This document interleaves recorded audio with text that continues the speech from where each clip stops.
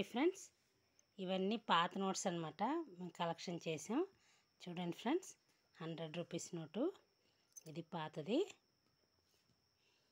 తర్వాత 786, ఇది Angel number అన్నమాట. ఇది 369, ఇది కూడా ఏంజల్ నెంబరు. ఇది కూడా 666, ఇది కూడా ఏంజల్ నెంబరు. ఇది చూడండి ఫ్రెండ్స్, 20 రూపీస్ నోటు. ఇవన్నీ 2 రూపీస్ నోట్స్ అన్నమాట. ఇది 50 రూపీస్, ఇది 10 రూపీస్,